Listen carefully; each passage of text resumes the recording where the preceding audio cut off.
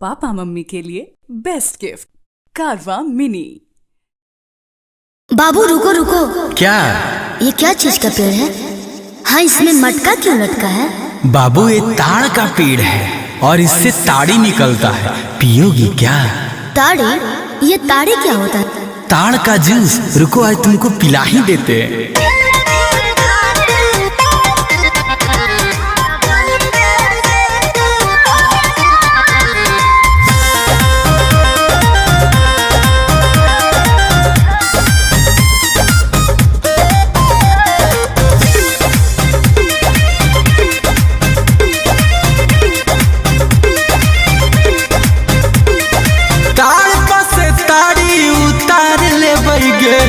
एक एक गिलास दोनों मार ले बैगे। बाबू खट्टा तो नहीं ना लगेगा? ताड़ पर से ताड़ी उतार ले बैगे। एक एक गिलास दोनों मार ले बैगे। गेले लियो चखना दुकानिया से। धीरे धीरे ढारे लगनिया से ताड़ी छान के पिलाई बहुत।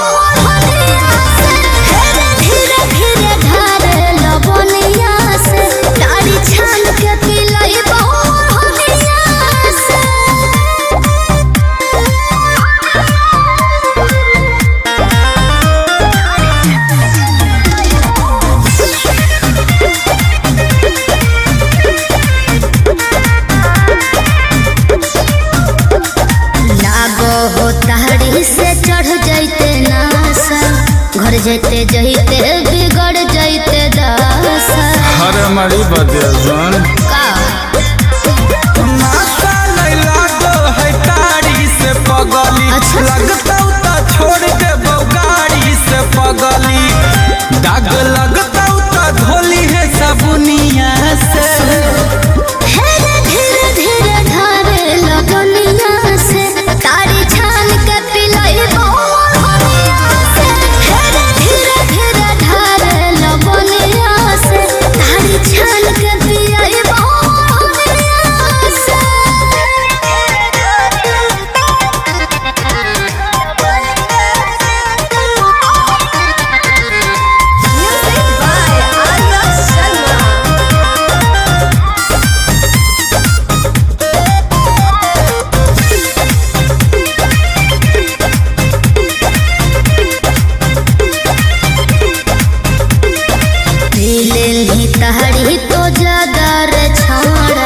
गेलो बदल तोरे इरादा रे छोड़ा।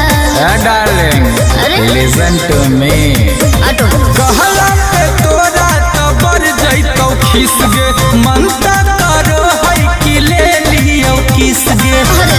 अमन गुंजन लू भइलो तोर नथुनिया से। धीरे धीरे ढारे लगनिया से ताड़ी छान के पिलाई बहुत।